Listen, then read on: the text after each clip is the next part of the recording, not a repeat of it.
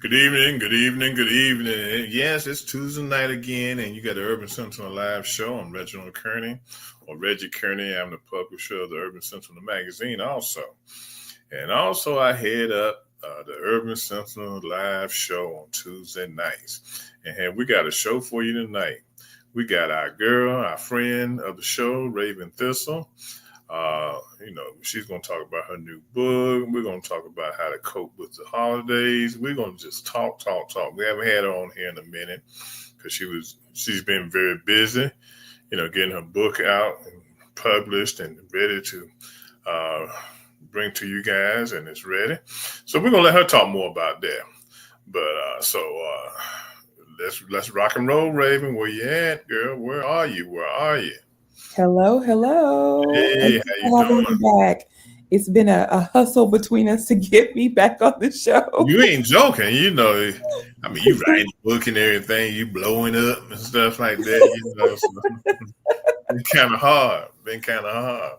So how you been doing? I've been doing all right. I was posting about this earlier today.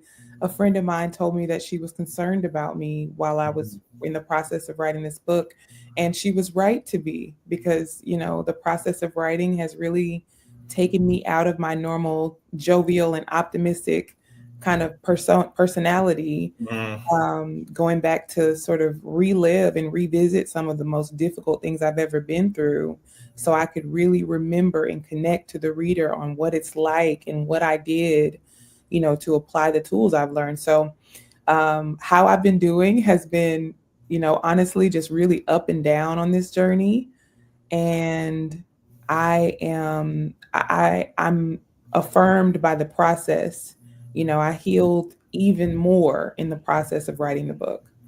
Um, so yeah, so that's how I'm doing. How are you doing? oh, I'm doing fine, You're trying to, looking good. yeah, looks can be deceiving, but I'm doing okay. So I'm trying to keep my head above water and everything, it's the holidays, I made it through Thanksgiving, and so working on that, making it through Christmas and stuff, but hey, I'm coping, and just taking one day at a time, and get past the year anniversary in April and get past my mother's birthday in February. I think I have a good 2025. But then I got to be upbeat because my daughter's pregnant with twins, so I got to roll. Oh my Yeah, goodness. yeah. Congratulations, Grandpa. Thank you. Yeah, this will be number 5 and number 6. Two Wow. boys. Wow. Yeah. So Wow. I think that'll be a pick me up for the for the new year. Looking forward to that. And then I keep my mind flowing and stuff. So yeah, Hmm. yeah. Yeah. Yeah. Yeah, I know what you mean, Reggie. Today is actually what I call in my family Veneration Day. Mm-hmm. December 10th is the day of my grandmother's birthday and also the day of her passing. Oh, okay.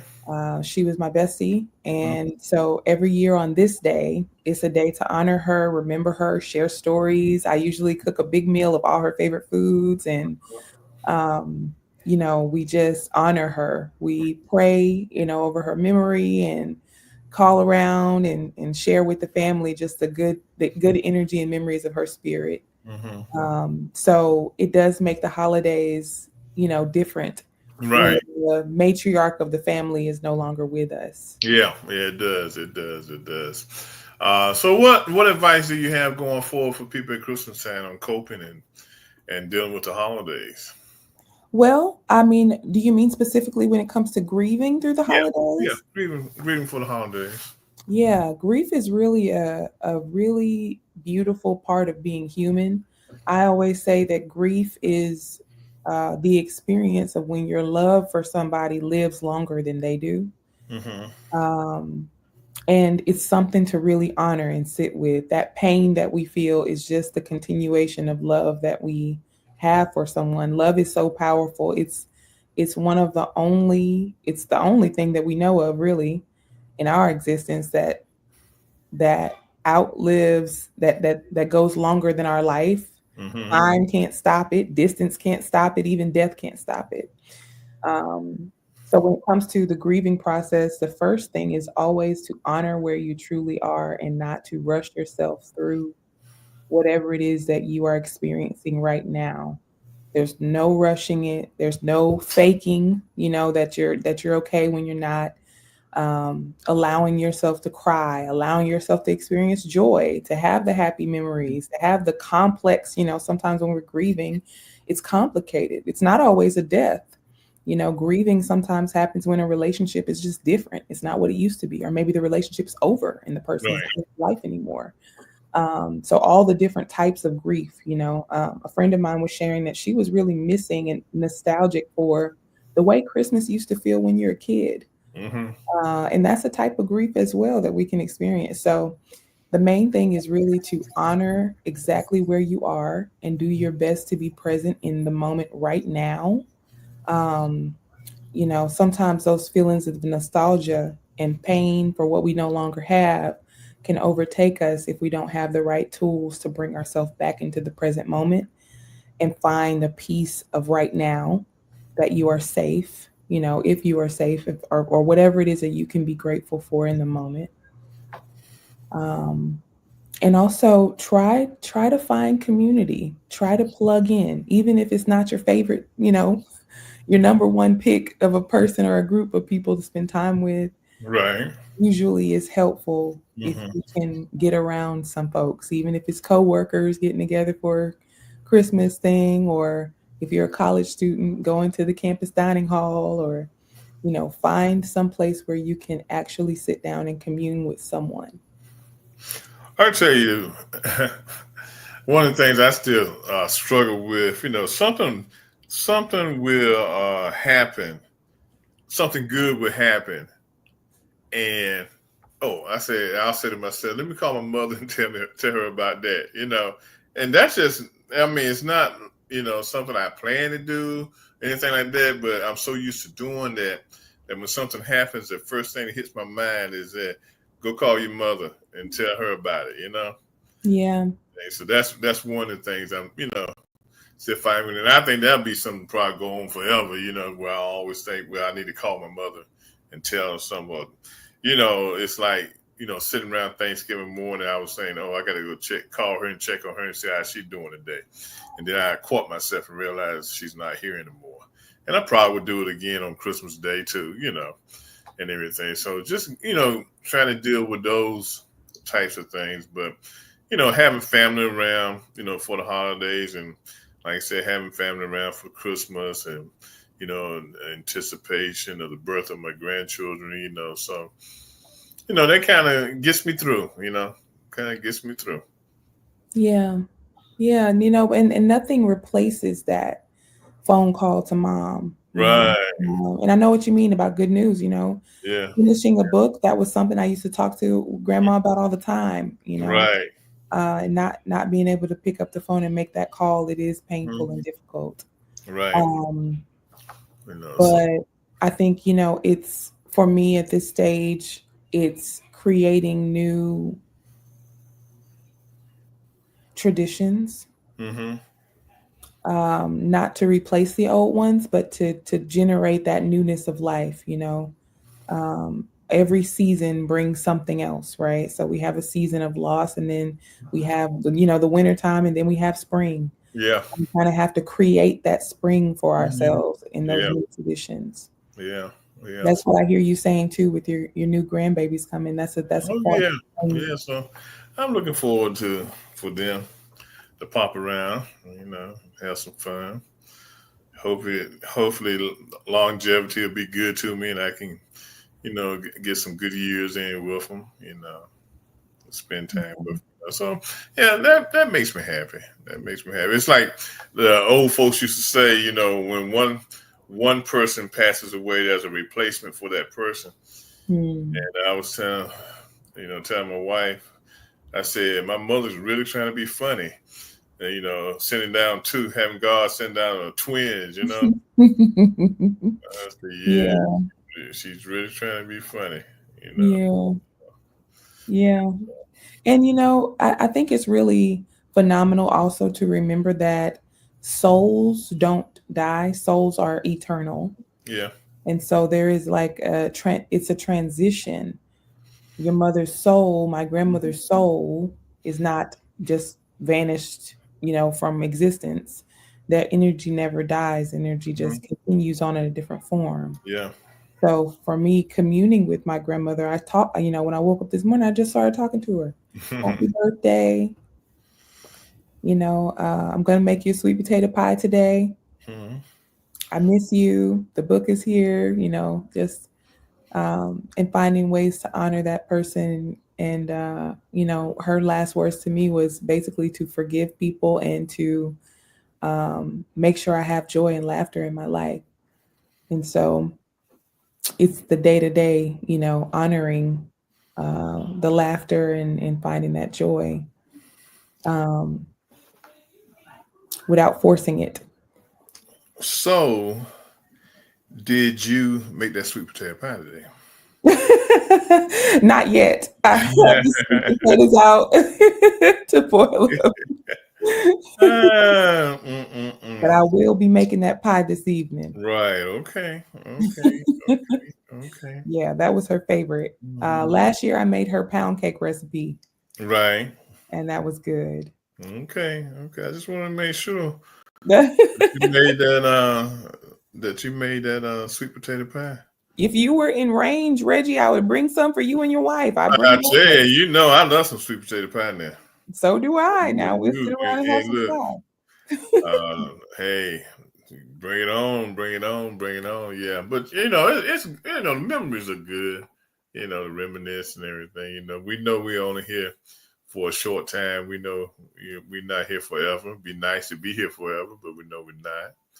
You know, so we do have the opportunity to cherish those memories, which are good memories. You know, so telling everybody out there gather up some family for the holidays. You know, if you're going through that grieving process, so you can just enjoy the holidays and stuff, but don't let go of the memories, don't let, because those can never be replaced, the memories, you know, Yeah.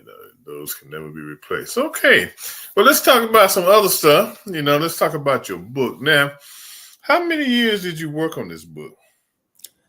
So in a roundabout way, I've been working on this book for about 7 years. Mm-hmm. And really, initially, the concept that I was writing about was how to love yourself. I was writing a book about just how to love yourself. And I created what I now call the love based growth model Mm-hmm. on that. So the concepts that are in this book are things that I've been working on or putting in practice in my coaching business for the last 7 years. Mm-hmm. And as far as feverishly writing, fuck them, heal you, the last 5 months have been 6 to 12 hours a day, every day, Mm-hmm. writing, revising, deleting, editing, rewriting, every single day. And so there was a 10-day period in there where I didn't do any writing because I was at a meditation course learning a new meditation technique. So it was no phones, no writing, no uh, contact with the outside world, no speaking for those 10 days, and just 11 hours a day of meditating. And that process of sitting still, having nothing but my mind for 11 hours a day, every day, helped to focus me even more on the writing when I came out. Um, so 7 years, so to roundabout for all the concepts. Mm-hmm. Um, and 5 months of intense writing on top of 7 years of Mm-hmm. But material. excuse me, what made you jump on the intense portion of writing, doing the writing for the 5 months?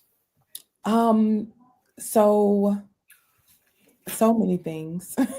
Mm-hmm. This year has, I mentioned at the top of our time together, before we even went live, just that this year has been so difficult for me. It's, back in February, I was laid off from my job. In March, I Mm-hmm. ended my romantic relationship. April brought challenges. Yeah, every month it was like something else. And I understood that these changes were building up to what I had been praying for. Mm-hmm. in my life. I wanted to change my career. I wanted a happier, healthier relationship. I wanted more for my life. Right. I didn't know that it was going to cause everything to be washed out at once. Mm-hmm. So by the time that summer came around, I made the decision to start creating from the ashes of everything that had burned away from me the life that I actually wanted, and to stop settling for what I felt was being given to me. Mm-hmm. When I sit down and thought about, what do I actually want for my life, that was easy. Mm-hmm. I've always wanted to be a writer and author, which is why Mm-hmm. I've had these things. I've been writing these concepts for 7 years because I've always wanted that. I've always wanted to focus on my art and creating. I've wanted to focus on being a speaker. Um, I've always wanted to live in Texas. So this summer I moved to Texas. I created a new program in my business, Reggie, to teach on college campuses. And I remember talking to you about that on your show, to teach holistic wellness on college campuses. Mm-hmm. I had an institution that I was going to do that program with. We were in the contract phase. I was hiring people, and they ghosted me. The Mm-hmm. institution stopped returning my phone calls, stopped, answering my emails. I couldn't get in touch with any of the key contacts. And here I am in the throes of hiring. I sent my kids to live with their dad instead of with me, where they've always been, so that I could focus on building this business and working with this university. And but my contract just fell through my fingers. It About 2 months later, I learned that they had lost their grant funding for the program, but no one told me that. Right. So, and by the time I realized we're not doing this, it was too late for me to onboard another institution. School had already started. Mm-hmm. So that was my, 6-figure contract that I was counting on for my livelihood. Um, and so at that point, I really had to think about what's my pivot. Um, and I knew that if I was working in the college space, there were certain things that I might be penalized for talking about, or, the parts of myself that wouldn't be welcome. Right. I've been an advocate for sexual wellness and being open about sexuality and healing with sexual energy. And I've been an advocate of, you know, um, unabashedly showing up as who you are, whether that means finishing school or pivoting into something else. You know what I mean? And so just those parts of my ways of doing things may not have been as welcome in the college space. I don't know. Maybe they would have.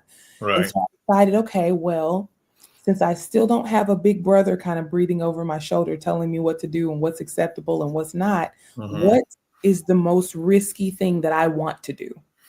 Um, and that's when I put out, for the first time, content and products to help and support people specifically in their sexuality and sexual wellness. Mm-hmm. Um, and I felt, Reggie, like I had jumped ahead in the story of what I wanted to create and help people with, because the sexual part is a part of the total healing of a person. It's not the whole thing, and it's not the main thing that I focus on. It's Mm-hmm. one of the things. And I had to take a step back and say, how do I help people on a larger scale? What if I take all the concepts that I've learned, everything up until this point on my journey, and I put it into one book, that can help people with their total wellness mindset and how they prioritize themselves in life. Mm-hmm. And so, Reggie, because I had no children, no job, nothing popping in my business, right? I've moved across the country. I said, this is the time, because I always have said, I wish I could take a year to work on writing. I wish I could take this Mm-hmm. time. And so I buckled down and I started writing. I didn't have a deadline or anything. I just started writing. Right. I love writing. So I would lose track of time. I'd sit down in the morning, 8 a.m., have my cup of tea. And by the time I was ready to stop writing, it would be 5 or 6 p.m. Mm-hmm. And so I told my friends, oh, I'm doing this writing. I have this concept. I'm working on this book. And one of my friends challenged me and was like, well, when is it going to be done? Uh-huh. When are you going to publish it and put it out? You're writing every day. When are we going to get a book? And so I set myself a deadline to publish December 12th, Mm-hmm. and that put the fire under me to continue the writing like I was. Right. Um, and so over the process, Reggie, I have just fallen in love so much with the book and what it means. Um, I've never been so proud of a body of work. And, I'm an artist. I've been an artist my whole life. I've Mm-hmm. sculpted and created all kinds of things, but this is different. Mm-hmm. Yeah. Gosh, Yeah. girl, you brought it on, didn't you? You went, Yeah. you dived in, you just jumped in the pool and stayed there till you got it finished. Well, I also, Reggie, I've been living in my SUV. I'm unhoused. I live in my SUV for the last 4 months. And so, it's comfortable for me. I have a bed in there, I have a dresser for my Mm-hmm. clothes and things like that. And I kind of live a nomadic lifestyle. But Mm-hmm.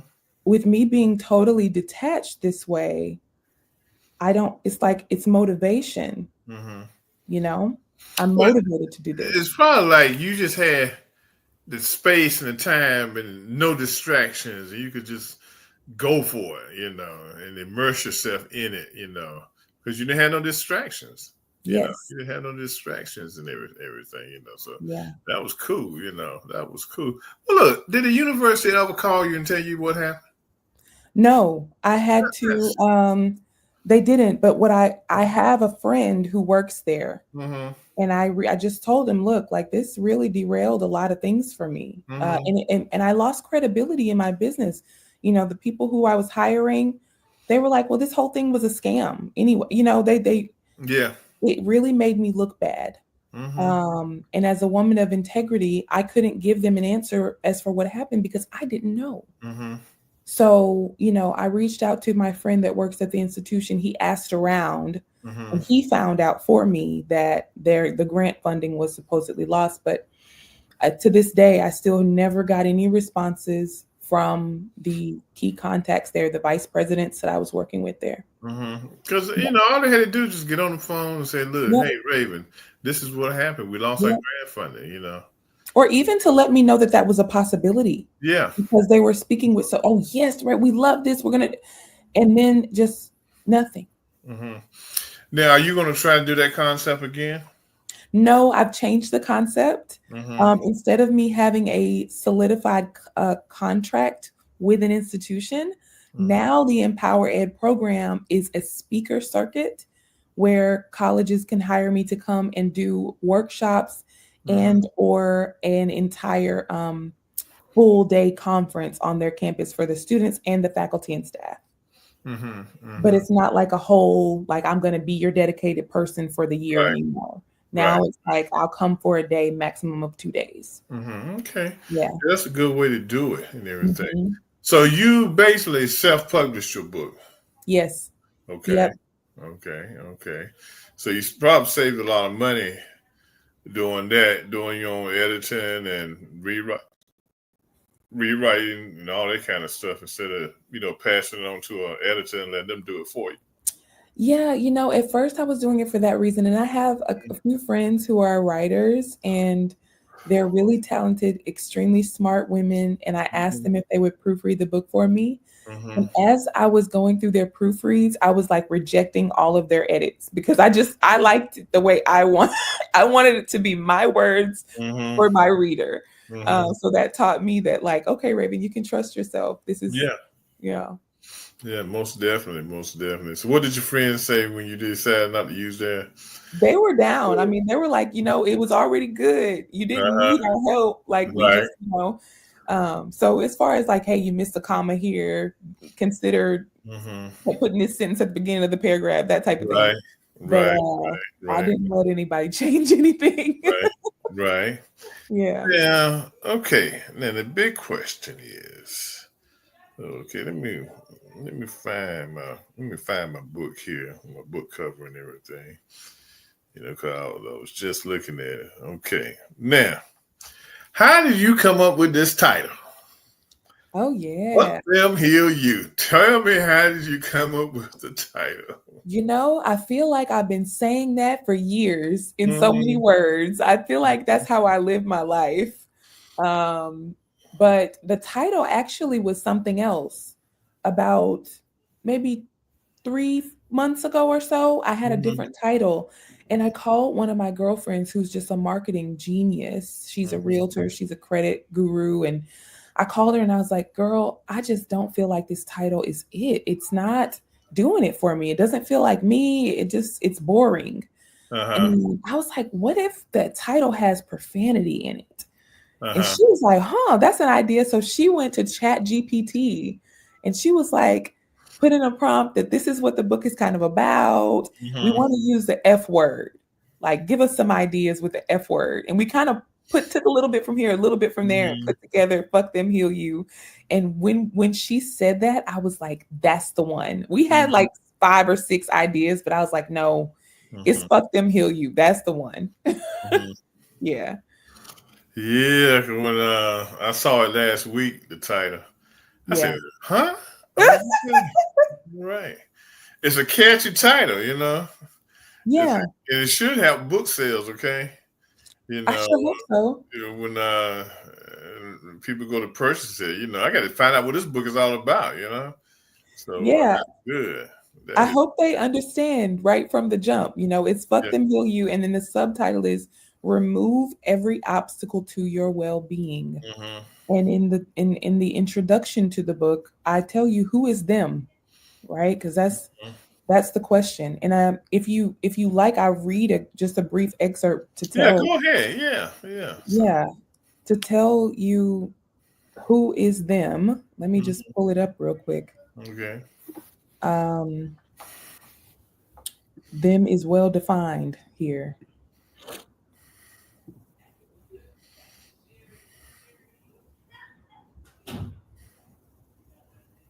Here we go. All right.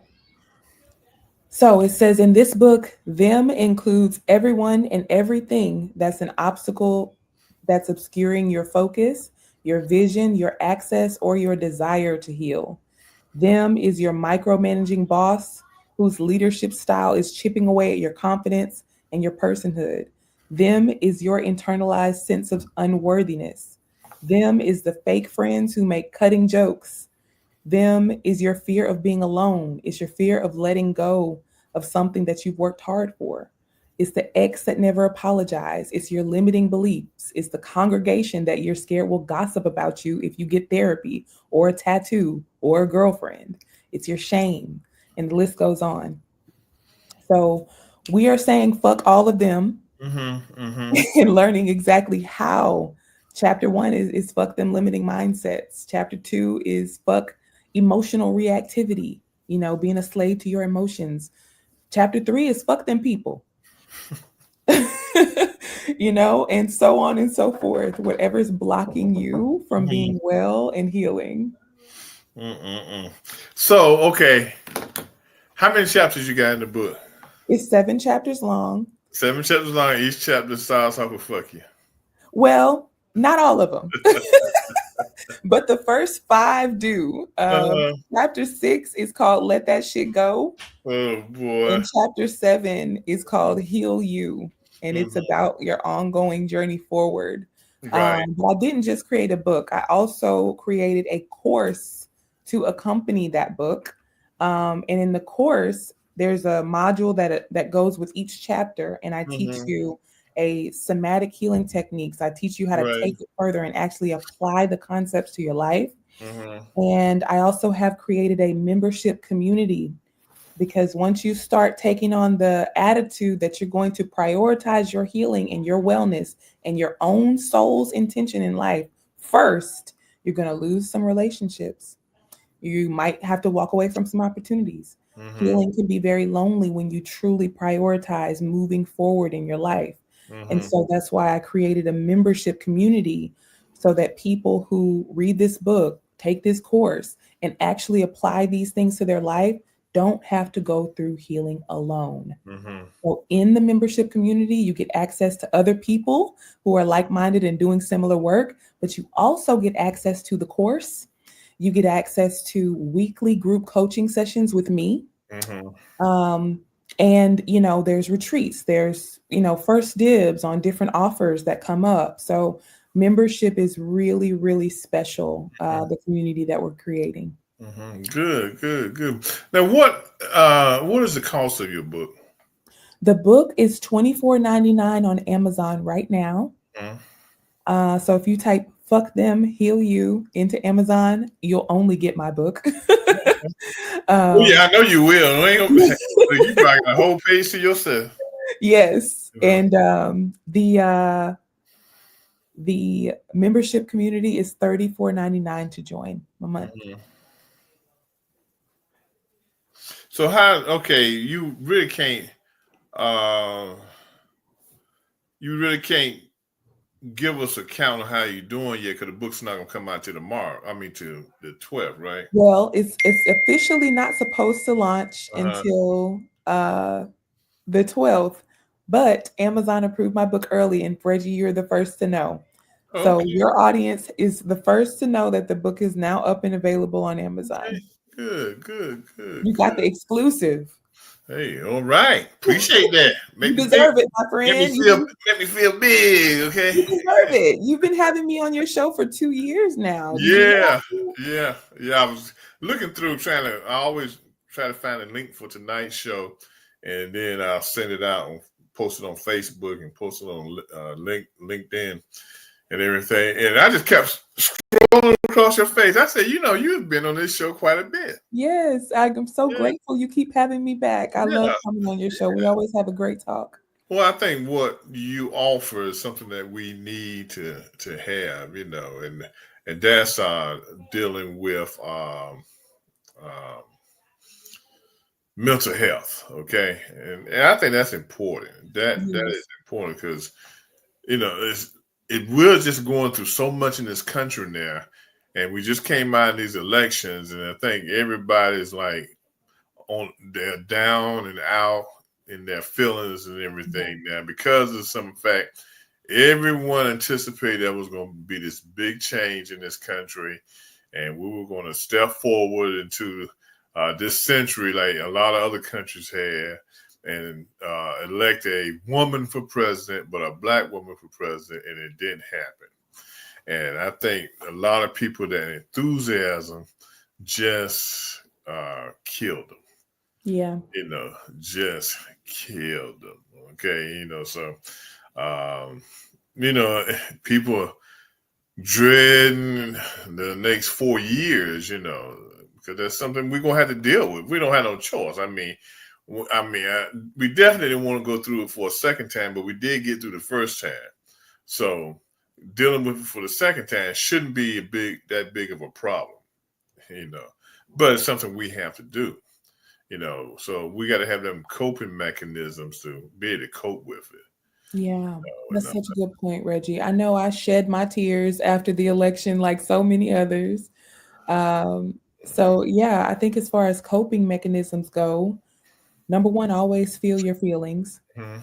Number two, allow yourself to begin tapping into your body. It's going to help you to become very present with yourself.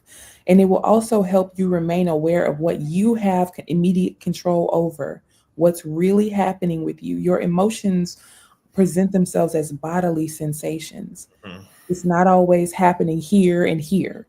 It can happen all over your body if you give your body the attention and tune into yourself. Mhm. So by tuning into the feelings and sensations throughout your entire body, you begin to detach yourself from the things that are outside of you in a healthy way. So you're not so moved by everything that happens and rocked by everything that happens when you're tuned into yourself. Mhm. You can also begin to choose more effectively how you will respond based on what your body needs. Mhm. So now you're living from the inside out rather than outside in, allowing other people to tell you how you should be responding or how you should feel or what to think. When you tap into your body sensations in the present moment, Hmm.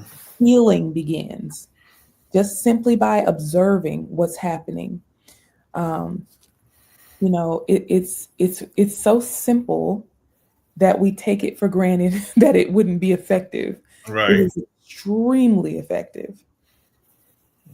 So yeah, so we got to learn how to cope. I mean, we definitely got to learn how to cope and everything, So yes, Mark. What's up, Mark? Yeah, I had a Mark. quick question for Raven, and it's based on something that she is very much interested in, and everything which is sexual health and all along those lines. And what I had was an interesting conversation, which I don't know if you agree or disagree, but we're in the middle of the holiday season. So I was talking to a buddy of mine, and we were theorizing that unfortunately or fortunately, because a lot of people don't like to be alone during the holidays, that there might be a rise in casual sexual encounters during this particular time and everything, because it does seem like a lot of times people are very much having that fear of being alone because you'd want to be with family during the holidays. So sometimes there might be people that are more prone to getting into casual sexual encounters because of that. So I just wondered, as a expert in that kind of field, your thoughts around that, because it was a very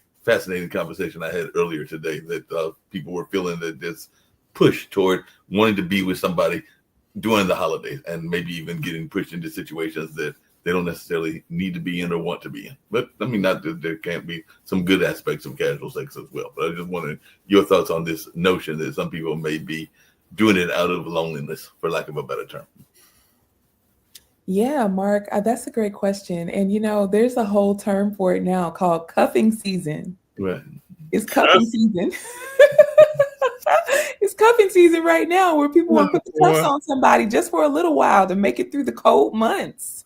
Right. And this is such a complex conversation to have because while on one hand, it's so easy to kind of look at that and say, don't engage in relationships where you're not really invested. Don't put yourself in that position, that type of thing. And while yes, absolutely yes, make sure you know your status, your sexually transmitted disease status, Right. and be mindful as you go through this season. If you are engaging in sexual activities with people that you don't know very well, keep set your safety and longevity on the forefront. There are some things that you cannot get rid of that a Right. lot of people have and are passing around. Right. So every season of the year, be mindful of that. Yes. But also, I would say that this issue is so much deeper than what we see on the surface. Mhm. Loneliness contributes to heart disease at the same rate as smoking. And I know that I have said that on this show before, but for any listener who hasn't heard me say it, loneliness contributes to heart disease, physical heart disease in the body that can kill you at the same rate as smoking, which is why our instinct is to respond to loneliness and take it seriously. And so that's why that craving for another person is so strong. And I would even go so far as to say, for men especially, there's a lot of trickery among men this time of year trying to take advantage of lonely folks and kind of meet their needs. And it's not coming a lot of times from this really evil place, but patriarchal build up in society is such that the only place where men can get their biological need for touch and affection is in a romantic capacity. Mhm. And so he has this physical, biological need that every human has to be touched, to be admired, to have an affectionate connection. And the only place socially that he's allowed to have that is in the romantic protection with a woman. And so now you create this culture of men who are just trying to get a biological need met. And now they're kind of bargaining, with women and with other men to manipulate you into getting this need met. And there's this desperation around it. Whereas if we could just relax that part of the culture among men and allow men to learn to experience platonic affection, Mhm. there would be a lot less of that fire and heat, and urgency Mhm. around having a romantic or sexual connection. it would solve, kind of calm that fire down, so we can make decisions based on what we actually desire and not based on a biological need that's chronically going unmet. Starving people are going to try to eat, you know? And so I would advise everybody to find ways to get their needs met, to meet their needs. As a single woman, I don't go without my need for affection being met. I go and travel to where the love is. If there is, I cuddle with my friends platonically and watch a movie. I hug, I have lots of hugs in my life. As a matter of fact, today I drove from Alabama to Georgia with a big kiss mark on my cheek because one of my girlfriends gave me a kiss with lipstick on my face. And I thought it was so funny and adorable. And as I said, a heterosexual woman, right? But having affection, platonic affection, is normal part of my life. And if more men could normalize some form of platonic affection on a regular basis in the culture of masculinity, I think we would see a little bit more of that holiday, chaotic, desperate mating thing kind of die down a little bit. Yeah, Or at least to be a little more honest, about it. But then some people might not even want to be bothered with nobody over the holidays. They might just want to be by themselves and just reminisce on the past and everything. And Yeah. just go that There's way. nothing wrong with that. Yeah. And I think there's a pressure, like there's this holiday pressure to be, in community, which it really is a good thing. But also, you don't have to do it all the time. You don't have to do whatever you do. That's the beauty of tapping into your body and experiencing your own needs. Answer the questions from the inside out. Sometimes you got to tap into needs that are traditional and everything. I was actually talking to Mom earlier today, and she was out with three of my two of my aunts, because it's three that are living out of the four and everything. So Mom was with two of her aunts and two of their cousins. So they were having a girls bonding. I think they've done this now for a few years. That she's put it, we go shopping, we go to the restaurant. We don't really buy anything. We're going window shopping, but it is just something that they do to have that sister love and that sister togetherness and everything. So Mom was definitely, when I talked to her earlier this evening, probably about an hour ago, and everything, she was saying we had a great old time. We just sit there and just sat there and kind of like you're talking about with your girlfriends. We just chuckled and had a good time enjoying each other, because we just celebrated on Julie's 80th birthday a couple of weeks ago and everything. And Mom's in her early 80s. I think some of the others in that 70, 80 range and everything. But they were just enjoying themselves as the old ladies out and about, enjoying their small rural town. They were actually in Rocky Mount, I think, when they did it this time around. They've come to Durham sometimes, and sometimes they're going up to Rocky Mount. But they were just having that, what do y'all call it? Girls' night out, or girls' afternoon out and everything like that. Yeah, yeah. And men need that too. Like we all need it, regardless of gender. But, I don't want to discount the people who need sex. There's nothing wrong with that. It's only wrong if you're dishonest about it, right? Or if you are acting in what the Buddhists call sexual misconduct, things like rape, or you're taking from somebody from a place of power, and it's not about sex at that point; it's about power. So if you're operating from the inside out and making decisions based on the inside out, there's also a rise of this. I don't know if you've heard of the term incel. I've heard the name, but I can't remember what it is. Yeah. There's a lot of conversations about men who are incels, involuntary celibate, meaning men who want to have relationships but cannot seem to acquire them. Right. And there's a rise of this frustration among men that's becoming a very, popular topic. And a lot of women are saying like, when we're lonely, we're told, get over it, stop being a lonely hag, fix your hair, and maybe you get somebody. When the men are lonely, it's an epidemic, Well, it is. We special. I see.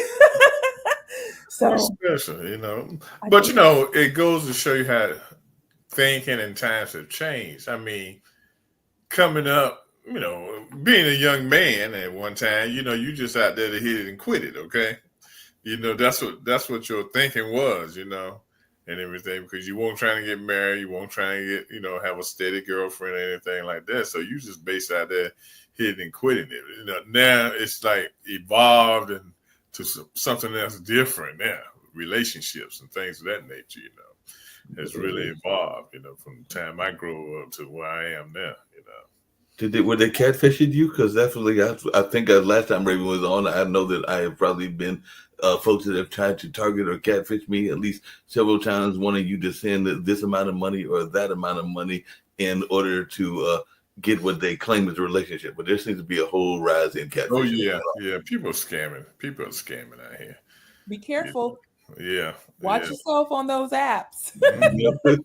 Because people looking for money, so they feel like if they have quote unquote so-called beauty, and they post their picture and everything, then they probably start asking for money and stuff. There are going to be some men that are going to fall for it, Well, I don't think it's very different than the men who you said were hitting it and quitting it. They were taking. Well, back in the day, that was back. No, they're still doing that, Reggie. They're still doing that. But I think the culture has changed because so many men were doing that. Now women are saying, "Well, wait, when you get that, you have an orgasm. You didn't give me one. You get my time. You give me a baby, and you get to run off, and I get nothing. My value socially decreases." And so now women are saying, if you want access to me, you need to make it valuable for me too. You don't know how to make me come, so you better bring me some money. Yeah. So you better get them S&H food stamps you used to have. I mean, I'm not saying that's me, but I'm saying that's how the tables have turned. And now women are hitting it and quitting it, and the men are feeling some type of way about that. Yeah, for some type of way. I'm gonna turn it back over to you and Reggie. I was gonna just tease you about your when your girlfriend wrote you on your face and everything, because I remember decades ago, he's a very muscular gentleman. It's one of my cousin-in-law. He's an Apache by trade or by heritage and everything. But I remember he literally fell asleep. That's a mistake when you got young kids around, and that Raven and everything. Because when he woke up, they had put lipstick all over him and everything. So they basically did a whole makeup thing on him. Because like I said, when Lonnie woke up and he does a lot of the tribal dances and powwows and everything, and we were going like, yeah, they got you. That's all we can say is they got you. They were having fun. It's fun. They were having fun. But yeah, relationships, I mean, things evolve, things change. Thinking changes and everything, throughout the years. We have not, because we don't know not, and we don't learn, we just accept what we do is the way to do it. Yeah. Now there's an emphasis on counseling and coaching people to how to do things right and everything, and I think that has really changed society, especially in the African American community, Black community. It has changed. There's a shift happening, Reggie. Yeah. There's a shift happening with relationship dynamics, especially when we talk about the romantic space. And it started when women were finally allowed to have bank accounts. You know what I mean? Like women weren't allowed legally to have a bank account, to have property, and so the only way women could survive was at the mercy of a man, which is why men were allowed to hit and quit it, have 3 different women in 3 different cities, cheat, beat, whatever, they wanted to do, because financially women could not live without them. And so now this is, the second generation of women who can actually have a career, have financial standing. And so because of that, we're seeing women being able to ask for more from men than just money, more than finances. Providing means something different now. Whereas before, the only thing men really had to do was provide money. Now, and because of that, they weren't challenged to have the emotional capacity to show up as a real partner for the woman.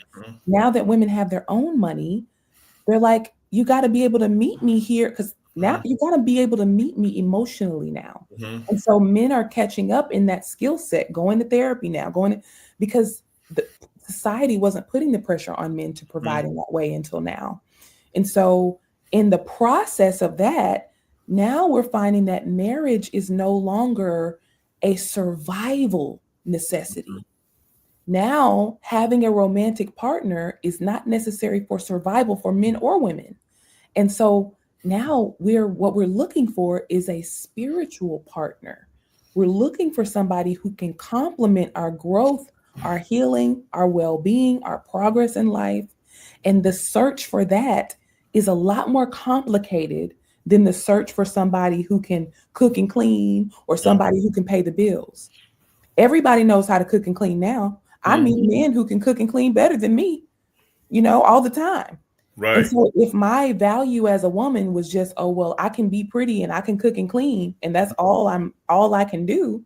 Well, what do I do now? And Right. so for the men, all I know how to do is make money. That's what I was taught I was supposed to do. And you don't need me for that. Well, Right. now I'm questioning my manhood. Now you make me feel like I'm emasculated if you don't need me for this.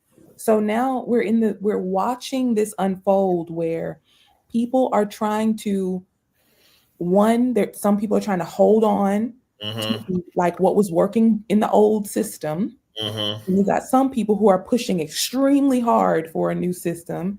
And you got people in between in the middle who are trying to figure out, who am I? What do I want? What should my standards be? What should I be looking for? But really, we're evolving from a place where romantic relationships are about survival to a place where romantic relationships are about companionship. And that's challenging the systems that are at play. Yeah, yeah. So where do you go from here, Raven? I know you, like you say, you've had a tough year this year, but I mean, I think you've at a point there where you're going up. So where do you go from here? What are your plans? I'm excited about my plans, Reggie. I'm about to go on a book tour. Oh, okay. Yeah. So first stop, I'm going to my hometown in Louisiana. I'll be leaving here in Georgia in a few days to travel to Louisiana, do some events, do some book sales events, do some open mic nights. I've got some new poetry and things like that. So I'm just going to be going on a speaking tour. After that, I'll go to Texas. I would like to go up the West Coast. So right now I'm in talks with some different bookstores, some different, conferences where I can show up in a speaking capacity. And support people, teach, provide the book, provide as many tools as I can on the road. So I'll be traveling across the U.S. through the winter, and my hope is to go overseas for the spring. Okay, be careful out there going through, driving during the winter through some of them states. You're gonna freeze. I mean, you have the snow out there. Some of them states, Colorado, Montana, and all them places. Yeah. Very cold and everything. Okay, so then when do you plan to come on the East Coast? I'm not sure. To be honest, I'm not sure. I have some friends and contacts in the Virginia area, South Carolina, but I don't have anything scheduled there yet. So you, Reggie, will know about the tour schedule. I will send it to you as soon as I have it fleshed out. Hey, Raven, if you're ready, I'll get the information from my bosses because I am not the person that hires and everything, but we do have an entire theater and we can even do a dialogue because I know we've done some book signings over at the Haytire Heritage Center, which is the other place that I work at and everything. So we might have to get a book signing or a book event for you at the one of the largest cultural centers in Durham and all along those lines. So we'll have to see if we can get you to have a stop because I know Alexis Gump and other authors have been there. So we might have to see if we can get you a stop at the center, which is a converted church and seats about 400 people. So we might have to see if we can't get you to a book stop at that environment as well, if you're open to that conversation. That would be tremendous, Mark. Let's talk about it. Yeah, we'll definitely make it happen and everything. Yeah. I was going to just tease you really quickly because I have not seen you because I know I don't think that you've been on the show, even though Reggie knows about it. But I know at the beginning you're talking about grieving, and grieving sometimes doesn't even involve the loss of life. It can also involve the change in people's health and all along those lines. Because I don't know how much you followed Reggie's show, but in the last month or two, Dad is recovering, but Dad had major heart surgery, then went to a rehab center, and now is recovering and doing that whole health drive and everything along those lines. So I'm checking on him on a pretty regular basis, as is the rest of the family members and everything like that, because he was a only child, but he has a lot of community here in Durham and among the nation, even, or the region even. But I know you're a big fan of community, even if you're in the healing, because that can be a form of grief. Even if you're not physically gone, you're still dealing with the change in your body, for lack of a better term. Yes, absolutely. Yes. I'm so sorry to hear about this, Mark. This is hard and very serious. Yeah. I've been there, watching someone that you love go through declining health. It's Right. very painful. And it can be so discouraging to the heart, even Right. when you continue to get the bad news over time. So, yeah, thank you for sharing that with me. And I didn't know. I'm sorry to hear this. Yeah. And, continuing your journey of showing up and being present, a lot of times that does just help the process as you go, knowing that you've been there, asking the questions that you have, of that person, and providing as much joy, in the time as you can. Yeah, sometimes they're even difficult conversations because, like I said, I know that Dad has said that he plans to be here for a long time. I mean, his wish is to be here for multiple decades and multiple years, but even in that space, and I have to be honest to say we haven't got to it yet, but he has been trying to get me and my younger brother to meet with him just to have an idea of what we would want to keep, because he's definitely talking about downsizing and trimming down his possessions as he gets older, because there are some things that if he should transition, and he's not planning to transition anytime soon, that he would want to know what we would want to keep and he can get rid of, because as you get older you also start reflecting on life and start to downsize in your things that you have in your possession. So I know that he wants us to, and he's been wanting this now for weeks, to have a conversation with him just to see some of the keepsakes that are there that he wants to see what we want to keep, whether it's in my house or my brother Malik's house or whoever's house it might be. But that's a conversation we haven't had as of yet, but we need to have. Well, my heart is with you as you continue this. Yeah, thank you. I appreciate it. Yeah. Well, we've had a great night tonight. Now, do you have any ads already made up for your book? Yes, I do. You need to send me one, 'cause I'm working on the magazine right now. Okay. Yeah. Send me an ad to put in there.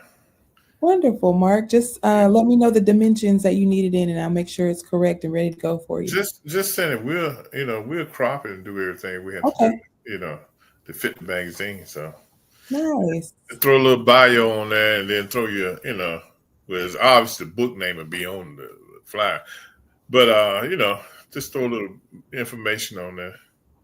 Absolutely. We love Urban Sentinel now. Yeah, and send it to me tomorrow. Okay. I'll give it to you tomorrow. We'll get it in there. Yeah, I kind of need it right away. Okay.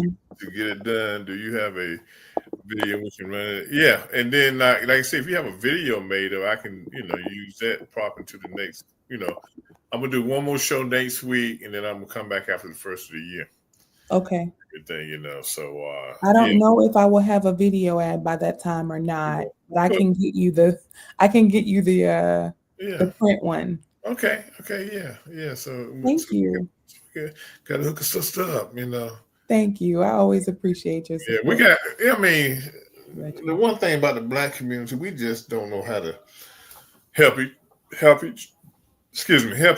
We got to do that. I was talking to someone, and we were talking about the need for, because all these corporations are getting rid of DEI and all this kind of stuff because of right-wing conservatives and stuff. And I was telling someone that we in the Black community, it's easy to say boycott stores, but I understand at the same time people do need stuff. But if we had our own source of how we, if we had our own warehouses where we could store stuff and ship it to people and stuff like that, we could really make our dollars talk. Who, Reggie? Yeah, now how much time you got?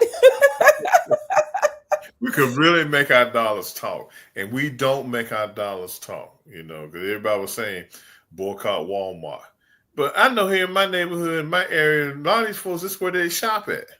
So they wouldn't, how, first of all, how do you get the word out to them?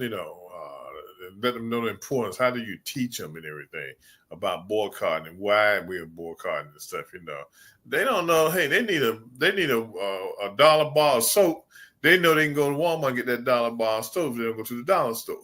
So you got to teach people how to do stuff. I mean, we as a community, we have lost the spirit of the 30s, 40s, 50s, and 60s. Okay, when we got out there, we knew what we had to do, and we did it, and it brought results. And the white community is seeing that we are not on our A game. And they're taking us down on simple things like DEI. You can't do this no more. You can't do that no more. Yeah. So, I mean, we got some stuff we got to do. There's a lot, and it's this. We need the organization on one hand, but we also do need the support. Yeah. And the lack of support from the U.S. government for the Black community for all time. We've never received repayment for the Black businesses that they burned down. Those businesses just got burned down, buried underwater, whatever, and nobody was ever compensated for that. Nobody was.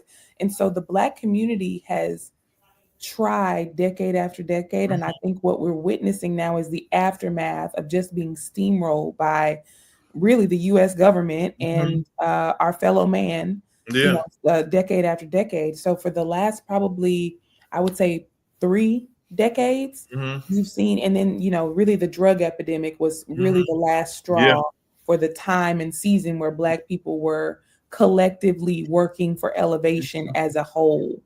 And now there's so much blame internally that we're not getting anywhere. One of the conversations that immediately just turns me off when I'm talking to a Black man in particular is when I hear a Black man complaining about how, we need to organize, we need to do this, a young Black man, we need to organize, we need to do this, we need to do that. And I'm like, well, what are you doing, sir? You are the one. Black women are organizing. Black women have foundations and programs and things that we're running in the community. I personally have headed up Crown and Comco, which you know about, to try and champion mental health for Black men in the community. And I don't see my brothers leading anything. Put something together. Yeah, they're lazy. Women are leading the way. We need our brothers. We need our brothers to stand next to us. And I firmly believe that, if Black men understood that they are the most powerful men on the planet, then they would understand that their stance with us would change this country. If Black men were putting forth the same level of effort into this work of progressing our community as Black women are, we wouldn't be having this conversation right now. We need our brothers to stand beside us in this work. But the theme is that when Black men elevate, and this is not all Black men, nothing that I'm saying is all. Right.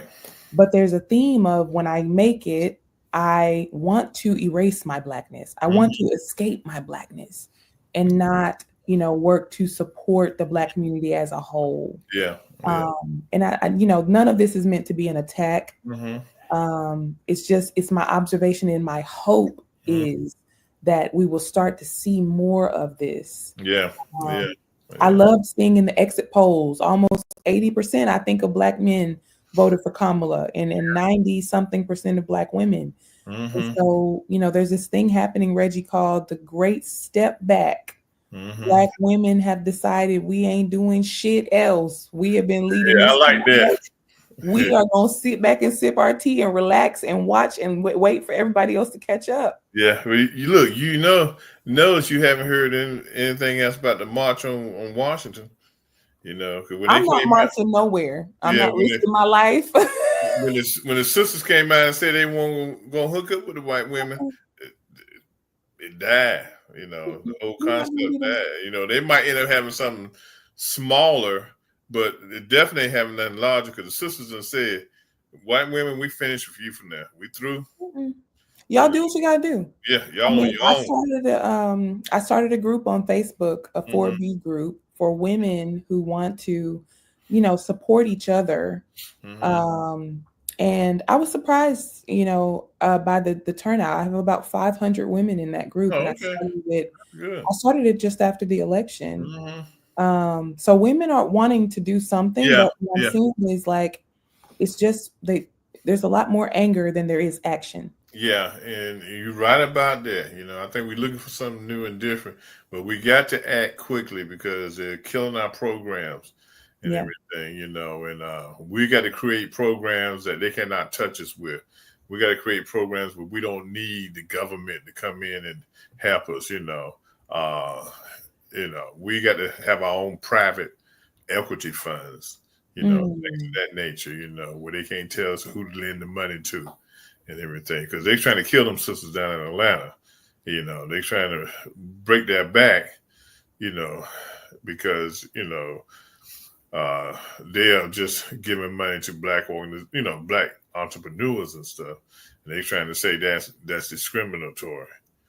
So they want to take away anything we're trying to do. Yeah. And I think we just got to develop our own stuff. You get the secret password, you're able to get in, and Yeah. we can do business with you. Okay, if you ain't one of us, you can't be a part of it. Simple Yeah. as Simple as that. We have to do that in order to build ourselves back up, yeah. or just to build us up for the first time, Hmm. ever in our nation's history. And Yeah. the crazy thing is, Reggie, we are American. Hmm. Nobody is more American than But us. they don't think so. The We're way the they only act. ones who we don't have a culture of anywhere else. Yeah. The only place we have a culture and a history is here. Yeah. And they don't act like it. They trying to kill the programs. They're trying to slow us down and do everything. Trying to walk around and say that we are one country now. Since when? We ain't one country. I posted on my Facebook page the other day. Uh, I said to the fact, I can't even remember what I posted there, but it was about, when were we the United States when have we been the United States of America? When have Mm, we been united in this and this and this and this and this? We're mm. not. We haven't been. So how can you call us the United States of America when you can't even treat us equally? How are we united? We're not united, you know. Mhm. Let me get off my militant box. I like it when you get up there, Reggie. We all like to hear you say it. So, I'm gonna be more vocal this year. I don't really give a. I really don't care, because like mhm. I said, you got to be, like I said, one thing, I'm looking at where are the black civil rights leaders at now? I mean, we got some people out there that are working hard, but we need more people out in the streets, And now black men, you got to understand, you can't be running over to the other side because the other side ain't gonna do nothing for you. You done seen that. I call Tim Scott Bucky, because you always got them teeth sticking out, grinning and smiling, you know and him and Brian Donner down in Florida. Okay, what's up? They didn't select y'all to cabinet post. I mean, you guys do have some brains. Y'all probably better than half them folks he got in his cabinet. But y'all did all that skinning and grinning, and look, we got nothing. Yeah. Not Yeah. even a thing. You know, Bucky been single all his life. Thought he gonna become vice president when I married, got his white woman and married her. Where for what? I mean, it's crazy. It's crazy. So Yeah. we got to uh, we got to. I mean, we've got to start back fighting. And I know this gonna be on YouTube forever, but if we got to go back to the way we did in the '60s and have our hot summers, then that's what we got to do. We got to Mm. wake them up and let them know that hey, we are here, and you ain't gonna break our backs, and we're gonna keep coming at you, and you're gonna give us what we want.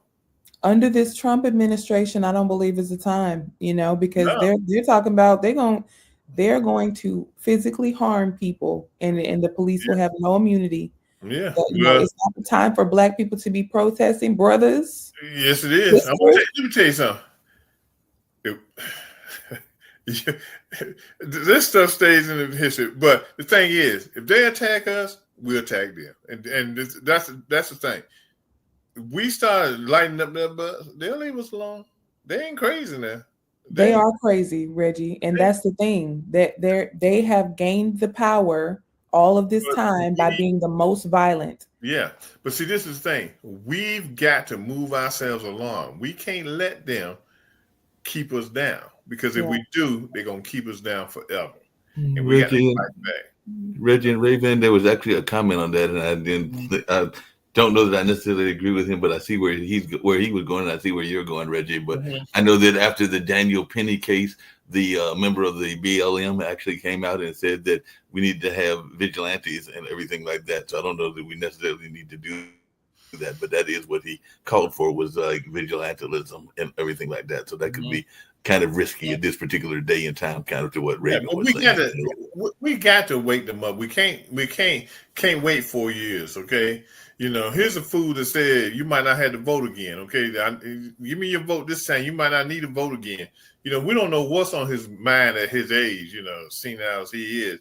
But we got to go out and speak up. We can't be afraid to speak up and everything. And we're not even doing that. We got to boycott. If it means we got to go to CVS instead of going to Walmart and pay a little more money for some soap, then that's what we got to do.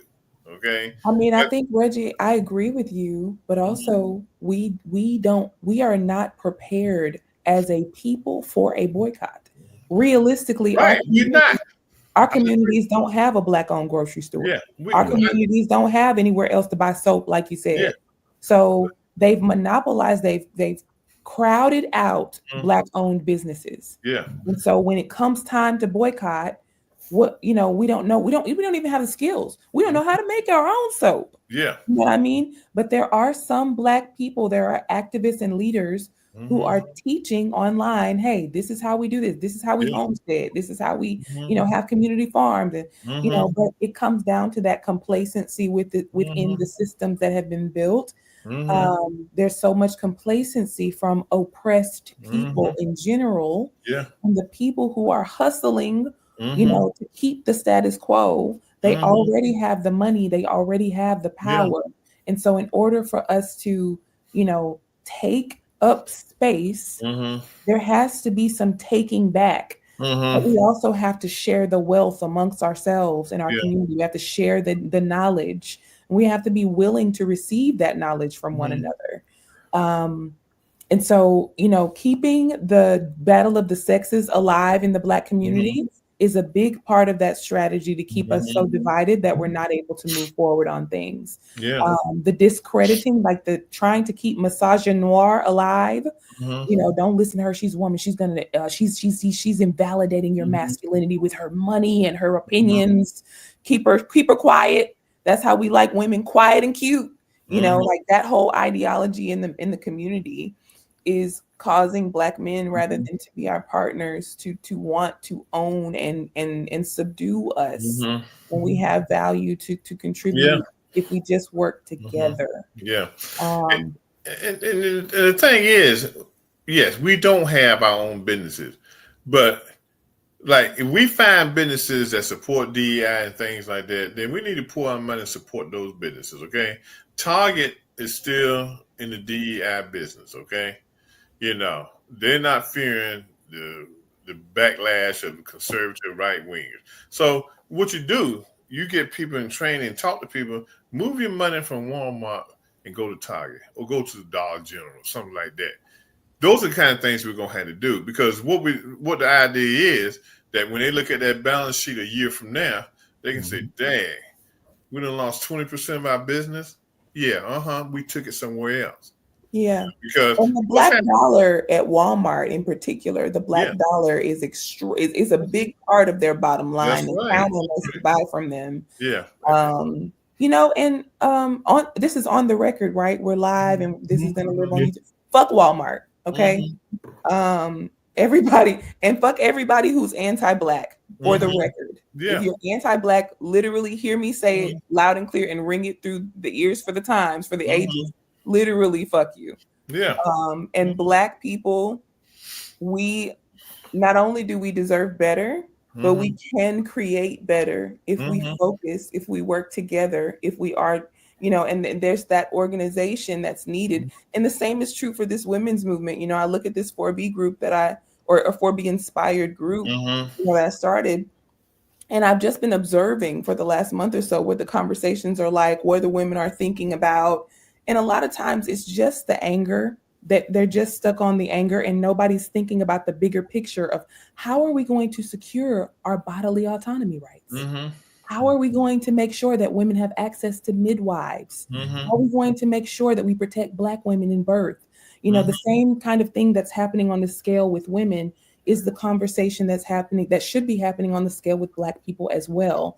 How Mhm. are we going to protect ourselves from a police force that has no rules, no boundaries? Right. How are we going to protect Black men who get pulled over, Black women? How are we going to, shore up our financial security for our children, our future? Yeah. And it scares me to Mhm. be a part of an age in the Black community where Mhm. there is no leadership for Mhm. us. Yeah. Ever Yeah. since they killed Martin and Malcolm, Black Mhm. people have been scared ever since. Yeah, we hit drop the ball, so we're willing to accept the crumbs now, and not even fuss about it, and they know that, and that's why they pressing down on us, Well, they know that for sure and everything, but they also know that sometimes they have run a scam on us as well and everything. Because one of the conversations I had with another friend of mine, which I had literally forgot about and everything, was Mm-hmm. it's not just in our communities, but it's in some of our allied communities as well. Because there was this Mm-hmm. whole baseball battle that existed between Mark McGuire and Sammy Sosa, and I did not realize that Mm-hmm. Sammy Sosa is literally bleaching himself. So even though we Yeah. remember him as the Hispanic kind of guy and everything, he's trying to Mm-hmm. turn himself white by literally doing this Mm-hmm. whole bleach care and everything. And Yeah. apparently he's been doing this for decades. So that to me Mm-hmm. is scary that he's not willing to accept who he is as his natural self and everything, and he Mm-hmm. wants to make himself something that he isn't. Yeah. How do Yeah. we inspire? I have a question for the two of you. Mm-hmm. How do we inspire a new age of leadership in the Black community? You got to work with these young men and young women. Mm-hmm. And they often to see young people, and I look at my daughter, and especially because she's 27. They they don't teach Black history in schools no more. Okay, so they don't know the struggles. My daughter knows because I taught her. Okay, but for most of these students out here now, they have not young people and out of college and everything. They haven't heard about the struggle. Yeah, when Martin Luther King's birthday comes along, you see a movie on TV about Martin Luther King, or you see the Malcolm X movie or something like that. That's the only exposure they have to it.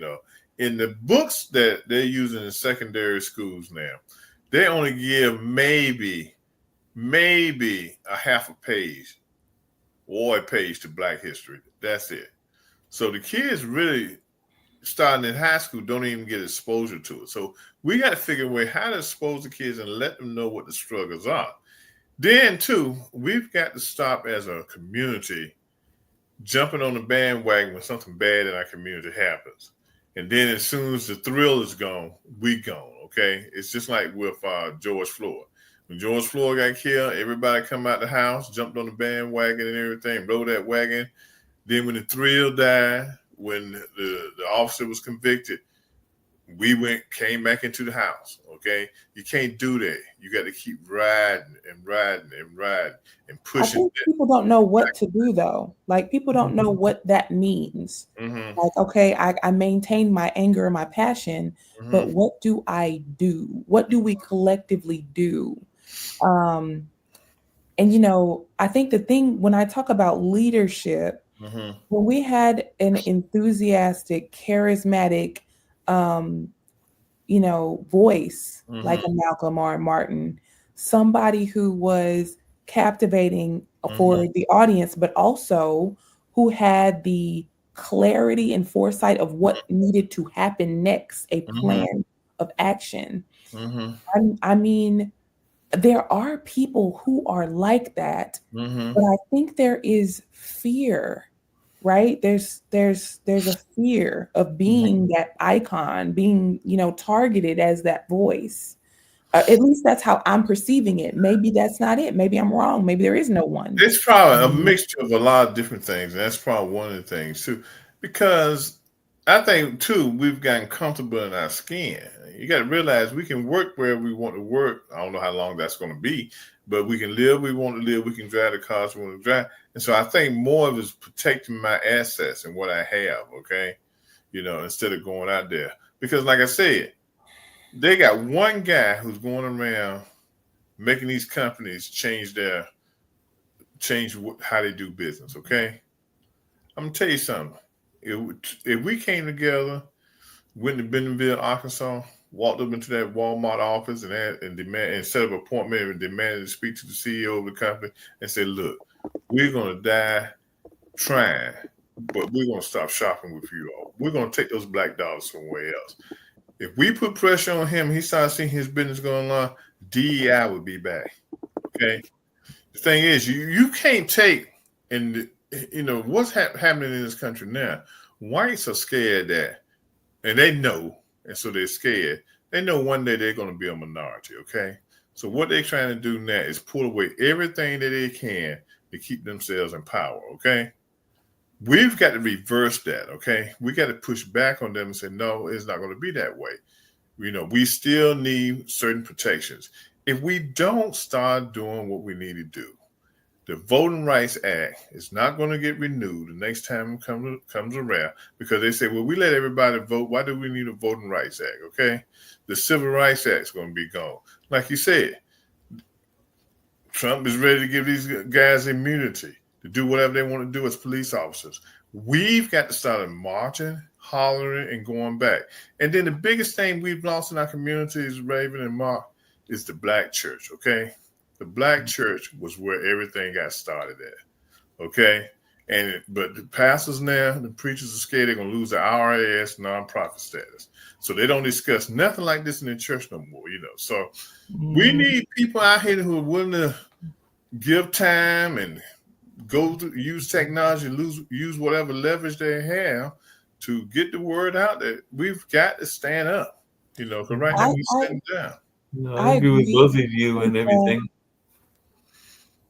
Go ahead. I was just gonna say I agree with both of you, but I do sometimes think that to your question, Raven, we don't give enough support to those that are doing that activity and that are positive leaders. Because I do know there are, even here where I'm at in Durham, there are young leaders and young activists, and sometimes people are afraid to let go of control. I mean, that's been going on for a while. As a matter of fact, I think in Kwanzaa later on this week, that'll be one of the conversations we're going to have is intergenerational communication and how we can make sure that people are respecting each other across generational lines. As a matter of fact, I think that'll be in 2 weeks. We're going to have that discussion and everything. And even when I did one of the planning calls yesterday, that's what we were talking about, is that a lot of times people are afraid to listen to the young folks, and sometimes they are not hearing some of the good ideas. And I'm not saying that they have to be given carte blanche, but they do have some ideas. And sometimes people are afraid to relinquish control because they've been in power for so long and all along those lines. So definitely there is wisdom in the elderly. I mean, I'm the part of that crowd now as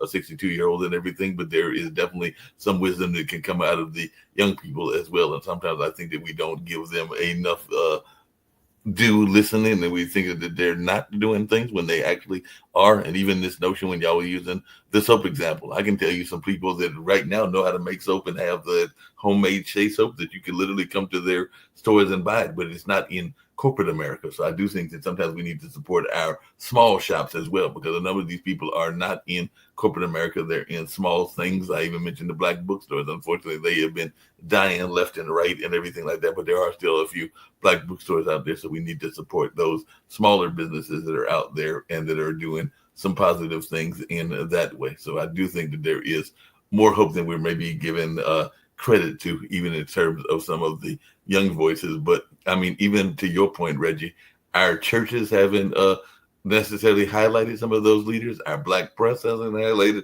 not necessarily you, because I know you do highlight them, but it hasn't highlighted a number of these young people and everything. So I think about like even the Baltimore paper and the papers down here in North Carolina that don't highlight because they're too busy falling into that same trap of reporting on negative news. So we've fallen in that trap. And last but not least, and I'll just get off of my soapbox and everything, is that we sometimes fall into the trap of divide and conquer and letting people divide and conquer us and everything. We let people get into that whole notion because we all have friends or family that are in the LGBT community. So when they try to make it that it's the LGBT community versus the church community and that they are polar opposites of each other and therefore they shouldn't get along, that's a classic divide and conquer, and they've been doing that for decades. So I think that we got to get out of this whole divide and conquer.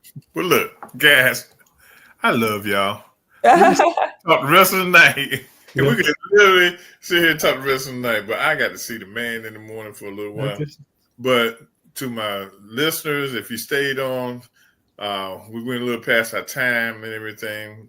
You know, we got a lot of work to do. You know, we're not trying to be racist or, you know, be a race against one another, but we know what we have to do in the Black community. And I know there are white friends and white partners out there that support what we do, and they'll be right there with us and everything. But we've got to figure out how we're going to change things here in America and not let us get pushed back into the 40s. And then we got to fight again for our rights. And that's what they're trying to do, is push us back into the era of the 40s and say, well, look, we let y'all vote. So why do you need to have a Voting Rights Act? And I'm really scared I'm really concerned that if we don't start raising our voices, that Civil Rights Act, Voting Rights Act, things that help us are going to be taken away from us, and this country is going to be changed forever. And it will never be like it was, you know. So, Raven, thank you for being a part of the show tonight. We've had a great discussion. Congratulations on your new book. What was the name of it again? Fuck Them, Heal You. Okay. You know, so you all everyone go to Amazon and help Raven out. She gave you the title. Just put the title in there. Believe me, with her title, she's going to be the only book there, you know. Okay, so, support her. And we got to do more supporting our Black businesses, okay? We don't have to support Walmart. There's enough people out here doing stuff that we can get it done, okay? Heck, make your own cornflakes, okay? Figure out how to do it, okay? Do your own stuff at home, okay? But we got to do it. So, again, I want to thank everybody. We'll be back on next Tuesday night. I don't know with who, but we'll be back on next Tuesday night on the Urban Sentinel live show. And I'm Reggie Kearney. Thank you, Raven. Thank you, Mark.